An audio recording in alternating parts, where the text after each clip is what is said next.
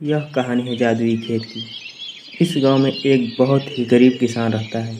उसके पास खाने के लिए कोई भी अनाज नहीं होता है और तो और उसके पास खाने के लिए पैसा भी नहीं थे कि अपने बीवी और बच्चे के लिए कुछ खाने के लिए ले जाए।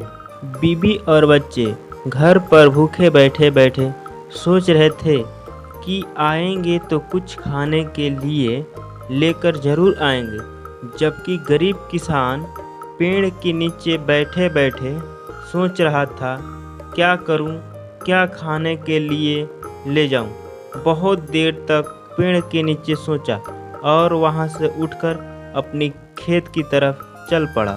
गरीब किसान रास्ते भर यही सोचकर चल रहा था कि खेत में भी कुछ खाने के लिए नहीं होगा। जबकि किसान खेत में पहुंचा तो देखा कि खेत में भी कुछ खाने के लिए नहीं है। किसान बेचारा उदास हो गया और अपने घर की तरफ चलने के लिए सोचा। तभी अचानक से खेत में सोना का अंडा दिखाई दिया और किसान उठाकर घर की तरफ चल पड़ा। किसान उस अंडे को बाजार लेकर गया और उस अंडे को बेचकर बाजार से खाने के लिए सामान खरीदकर लेकर आता है और अपने परिवार का पेट भरता है। तभी सबने चैन का नींद लेते हैं।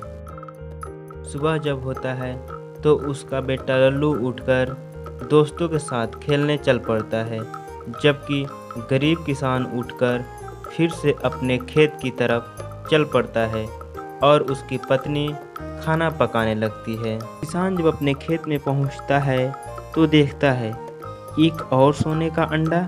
चलो कोई बात नहीं, आज एक और सोने का अंडा मिला। किसान फिर अंडे को लेकर बाजार गया और उस अंडे को बेचकर उसके बदले में पैसा लेकर आया। किसान रोज रोज ऐसे ही करने लगा। सुबह उठकर जाता था और सोने का अंडा लेकर आता था और उसे बाजार में ले जाकर बेचकर पैसे ले आता था और अपनी धीरे धीरे सारी ज़रूरतें पूरी करने लगा। ऐसे ही देखते देखते गरीब किसान बहुत ही अमीर बन गया और वह अपनी जीवन सुख और शांति से गुजारने लगा।